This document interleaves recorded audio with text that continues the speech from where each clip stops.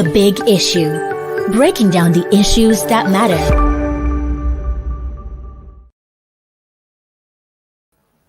Hello, everyone. Welcome to Leadership Podcast.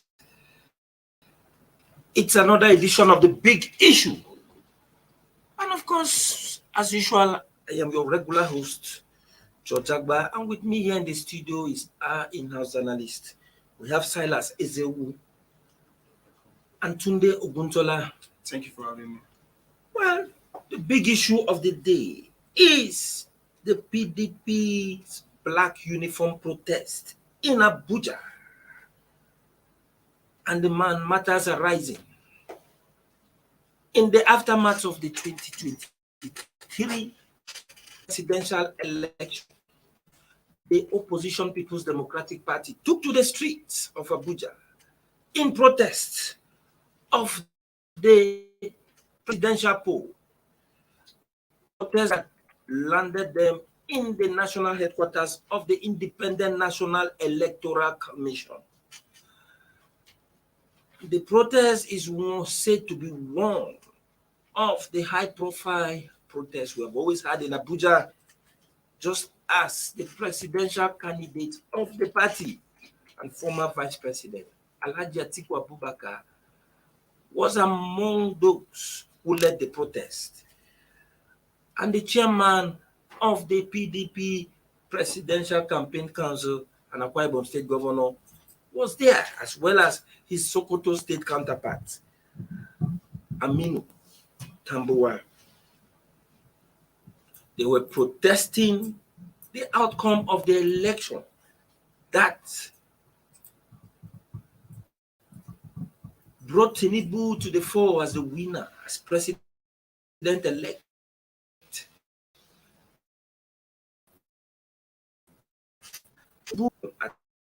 Atiku party presidential candidate Peter Obi and pulled substantial votes from other parts of the state, even a state that he didn't win, to make up about over 8 million votes to defeat Atiku and Obi, who came second and third respectively with over 6 million votes. Nigerians are wondering, the election this year took a different twist.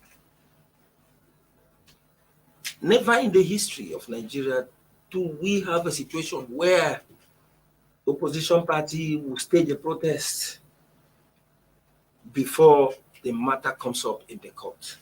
Last week, the presidential election tribunal sitting in the Court of Appeal granted the PDP and the Labour Party access to INEC material.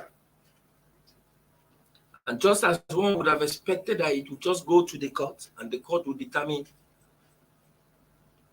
the opposition party has decided to take it a bit further with a protest. And that shows that the post-election issues this year will be far more than what we have been expecting in other past electioneering year when it's just about going to the tribunal. But Silas, the protesters seem to be very serious this time around. And most Nigerians are wondering how it's happening, because even as we talk now, there's a sharp divide in the country with those who are insisting that this election was better than the ones we've had in the past. But those in the opposition camp said, no, we were rigged out. We were shortchanged. But to me, Silas, I think what we had in this last penultimate Saturday was not as bad as what we used to have. In a situation where we used to have winner takes it all, we see the margin. Although it is not just like it's not the normal 2-horse race we always have. This time around, we have major candidates. Even the candidate of the NNPP, Kwankwaso, coming. But with the spread of the election and the way all the parties perform in their strongholds, one would have said Tinubu would have won this election by sheer luck. That is what some Nigerians believe. What do you think? Okay. If you look at the numbers, it's very impressive that the three leading candidates ran neck and neck when it comes to the question of states won 12, 12, 12. Okay. And then the difference in the votes tally is about particular further down to most similar to be and so if you look at the spread, it will seem as if it was a very highly contested election, and the results also showed it. But the devil is in the details. It is these details that has put this man called Atiku Abubakar, who has run for election for president for 30 years, from 1993 when he stepped down for, I think was girl or something under PDP, under SDP at that time. He ran for president 1933. I remember I was a small child then, a young, teenager then, but I remember him drop, with Bangla King and Co. So I have been running for almost every election that come around since that time. So it's what has those devils in days that put him in the streets, saying that even though the figures look, a bit close, but the results are not a reflection of what actually transpired. That's what he said in the press conference. In fact, he used very uncomplimentary terms to describe it. He says a fraud, it is charade, it is a huge haste. Okay, and he said he was going to start a campaign for democracy to entrench Nigeria, because if such a haste can happen in everybody, it means democracy has not taken root. So I didn't, when I said it, I was wondering what I was going to do until now I want to do a protest in Abuja. So a protest, thank God it was peaceful. It was led by men of renown, and they want to make a point that the process, democracy is about process. We are talking about 12, 12, 12. That's the result.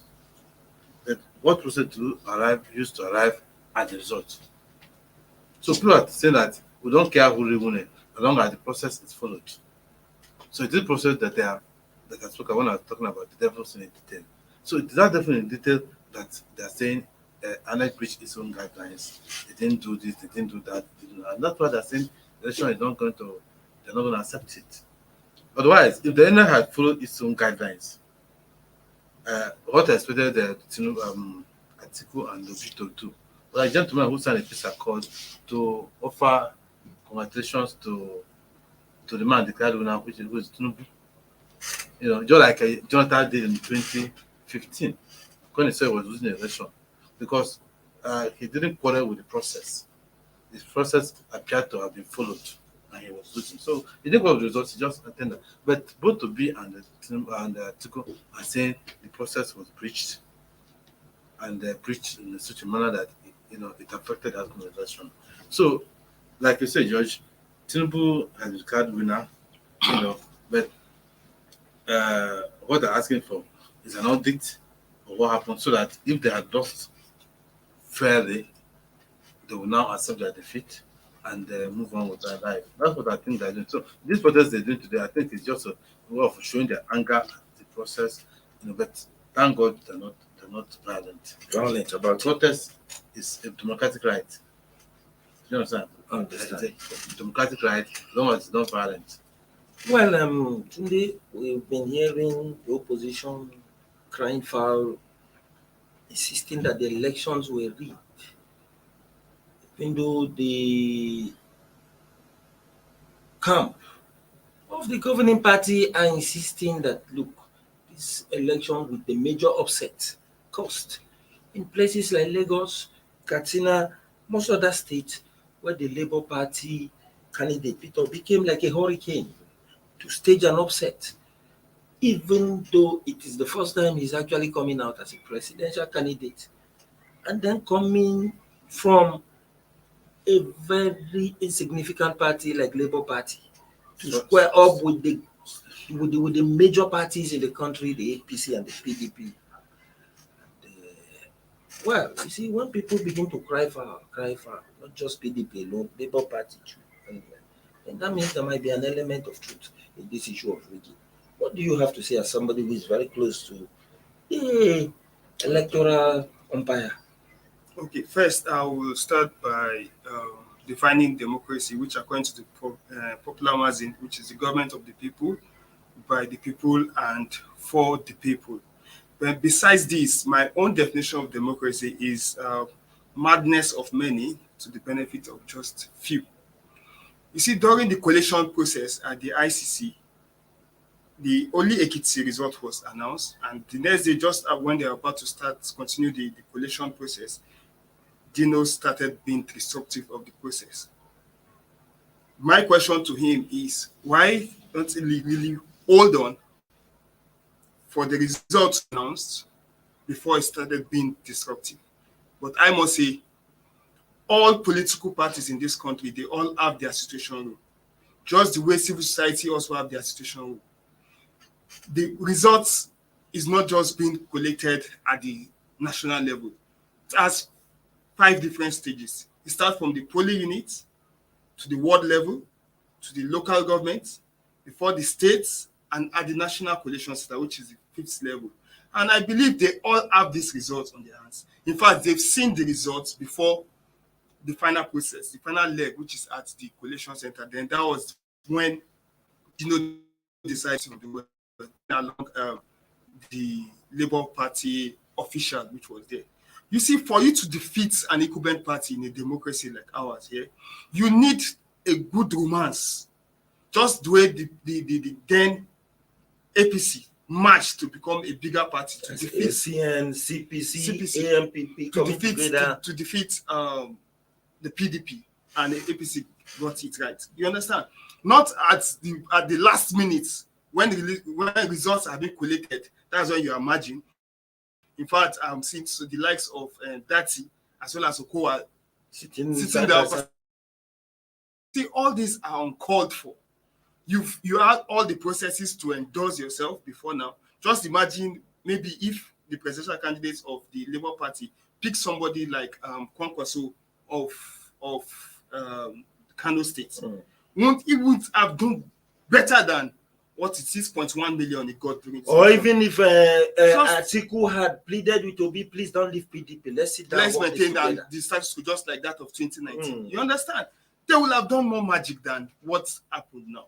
Shay, do you understand me? All these processes, they should respect the process. At this point of our history, is not when people should be disruptive. It's not where people should plant or do anything that can truncate this democracy. This is a time for everybody to come to build bridges for the good of our country. Prosperity will judge everyone for every role they played in this democracy. For Tinubu to win this election is glaring. He won the election, I can say, from all indication, from what I saw.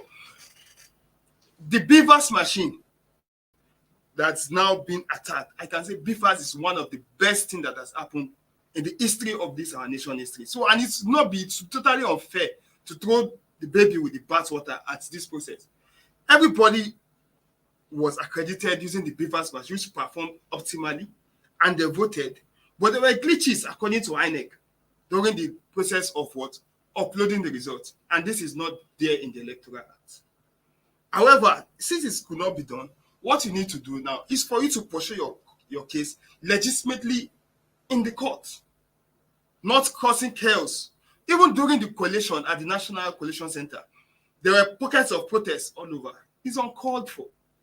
You have every evidence. If you truly win this election, you have copy that was given to you at each polling unit. Then you compare it with that which is being announced there. Then you make your case in the court of law, not being disruptive. Thank you, George. Well, we will quickly take a short break so that we just do some announcements and some kind of publicity. But as we do so, we expect that by the time we come back, our viewers will begin to contribute constructively to the conversation on the big issue. Because not just being a viewer that matters, but your voice should matter on the big issue so that we shape a discussion on the big issue and ensure that we help in building the discourse as it borders on the nation polity. Don't go offline, we'll be back in a moment.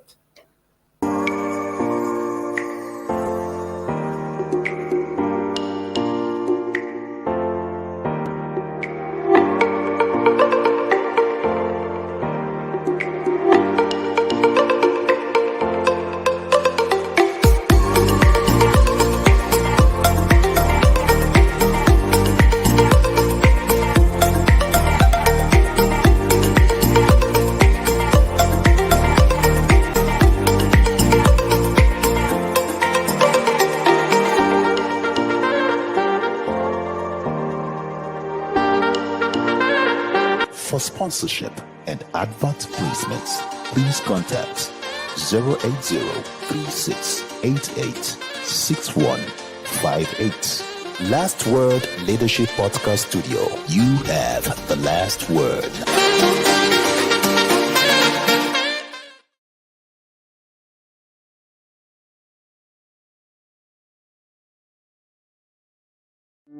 The Big Issue. Breaking down the issues that matter.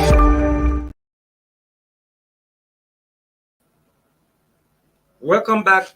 We're still on the big issue in Leadership Podcast. And the big issue of the day is PDP's black uniform protest in Abuja.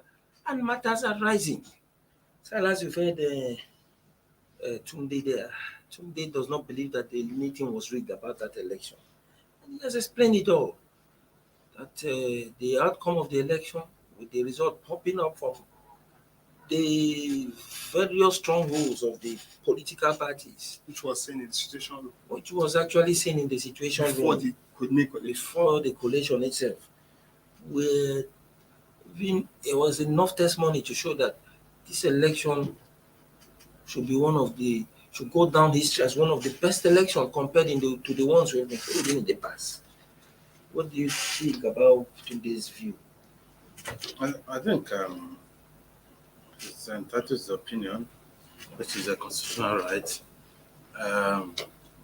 But if you look at the international observers, local observers, like African international observers, UN, US, and so on, they both say that the election is flawed.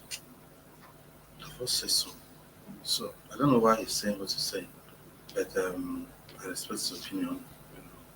There are things he must have seen which other people have not seen. Okay, we haven't seen the collection of results. They don't even add up. Okay, you're talking about station room. The PDP station room in Lagos, PDP, not Labour Party, PDP, the rival party, said in the station room what they gathered was that Labour won Lagos with about 980,000 votes. What was declared by INEC, 500 and something. And PDP, Labour has not said what they got in the station. PDP also said that APC only got 150,000 votes from their own. That themselves, PDP got only 100 and something thousand. 100,000 or so. A rival party who are contested for the same price. Now, if this is need to go by, you find out that they have jacked up one of APC from 100 and something to 500 and something, and the one of Labour all the way down. And some of the situations we are even getting from Plateau, it shows that APC, Labour got up to 1.1 or 2 million votes, and they only gave it 400,000. So people are saying that they just sat down, it's okay, allocated votes. We have seen a lot of videos, even people show some polling results, like in one state, one of your state that you saw it, Labour got 100 something in one polling unit. Then when they tallied the whole of local government,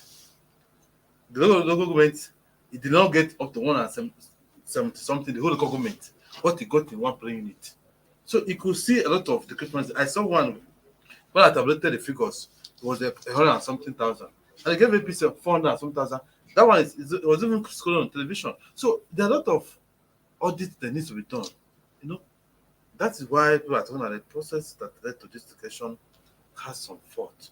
And there's something the Electoral Act, I'm not very versed in it, but I've had discussions talking about it, that allows INEC chairman who is the chief constitutional officer, that to pause if there are discrepancies that are being brought to the fore, to hold on a bit so I can reconcile those things with what was collected from the. Maybe you're talking about section 60. Okay, you know about the man. But the man was not ready to stop. He was quickly going to announce the result and declare a winner, even when if he waited for 1 week or 5 days to make sure that those complaints that were coming were, because you need credibility, you need fairness, you need people to trust the process. And if you are telling them that look, a complaint I'm making will not be considered, you are telling them, look, I've already made up mind and I'm going to run this course to the end, then go to court, like they said.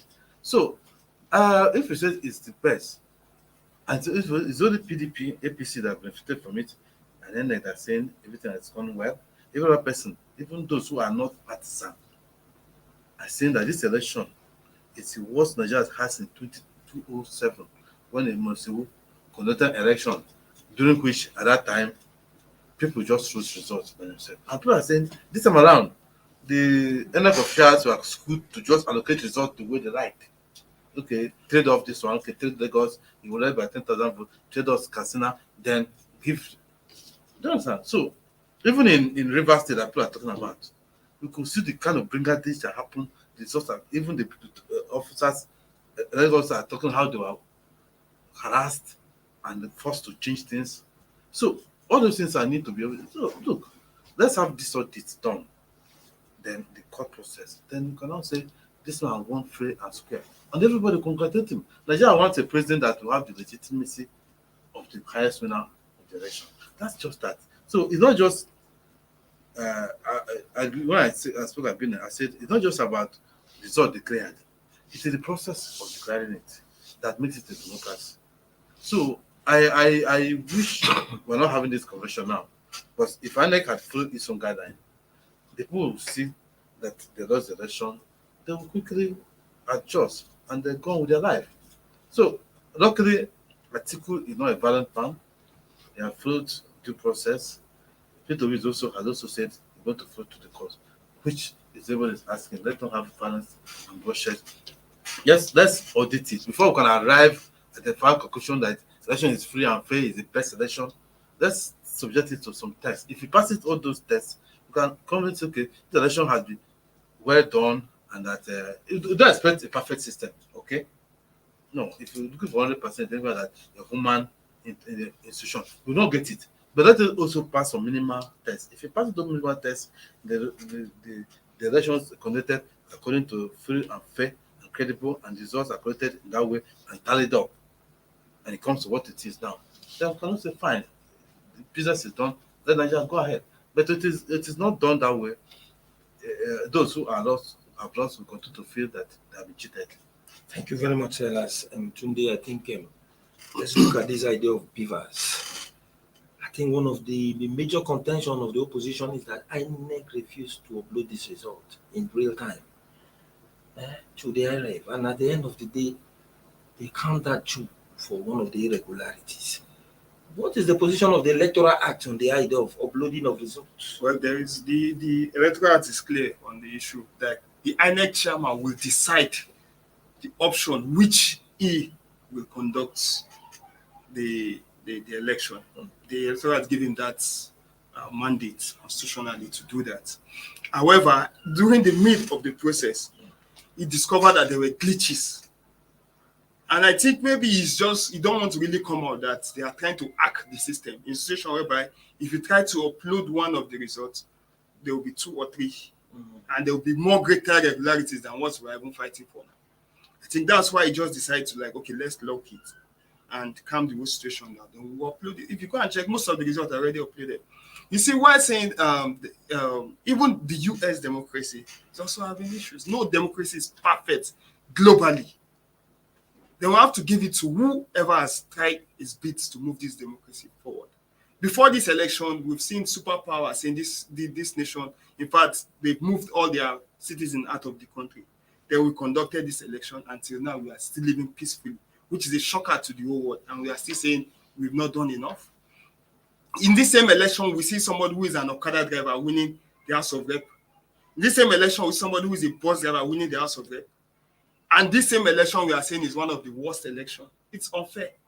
You understand? Although there were some little irregularities, just like the Nigerians are also admitted that there is no election that just the way Nigerians. I'm not trying to move my way from the surface. Just this morning before I get to office, I know how I suffered to get fuel. I know how I suffered to get Naira. I know how I suffered to pay for POS. Nobody's happy with the situation. Nobody is happy to where we are as a nation. All we want is a Nigeria that you can be proud of. I am a pro-Nigerian. And I pray for this nation to move forward. Let's call a spade a spade.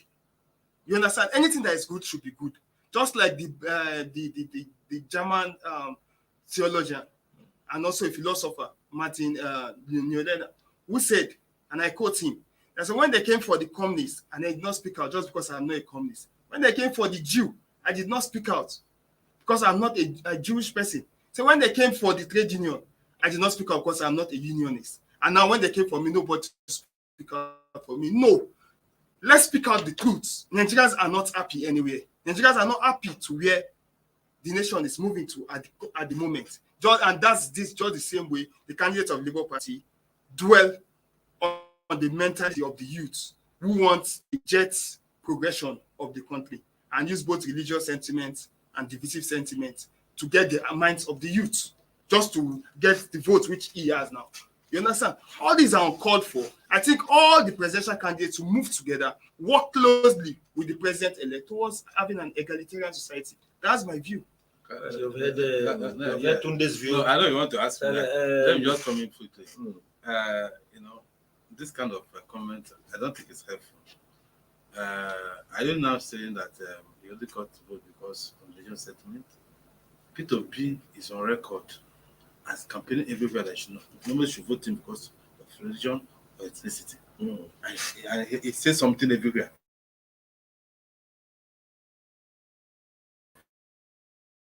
That he says it everywhere he goes. That it's not about religion, it's not about ethnicity. The fellow Nigerian is suffering. That the fuel they are suffering is the same fuel. So even the kill everybody sick. The if things are hard, it's hard for everybody. That's what has been seen everywhere he has gone. Of trying to benefit from religion. When already said the person that played the religious card was the one of the religion who said to go to Muslim, who said to a lot of people running from here.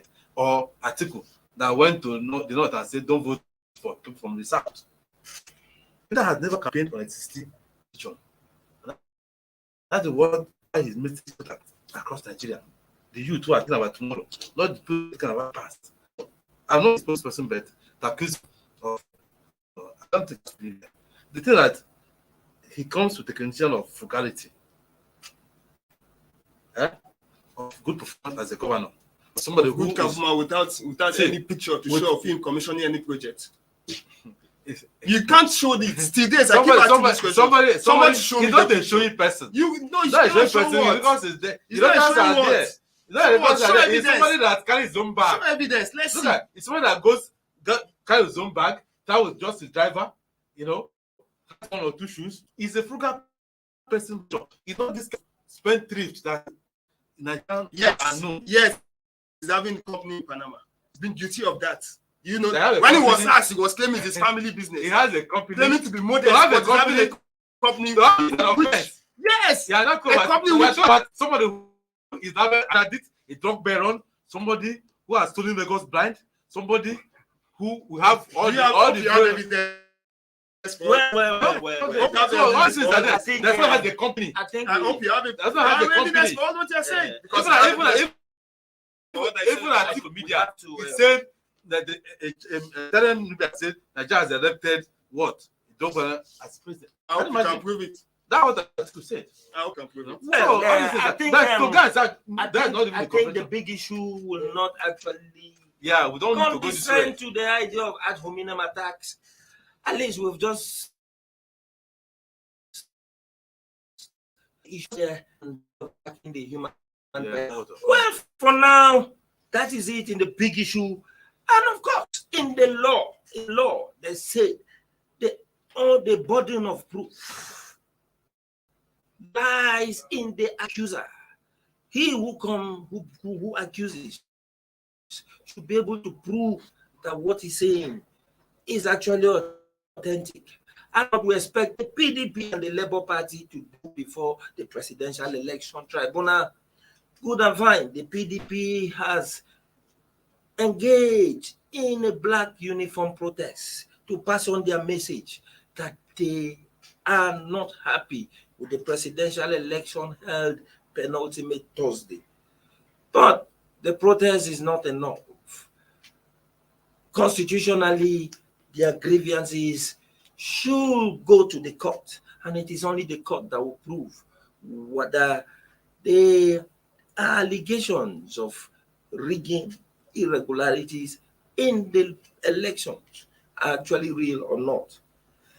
Well, as it is now, all eyes are before the election tribunal, the Court of Appeal, and in the coming days, we will begin to see how the matter plays up there.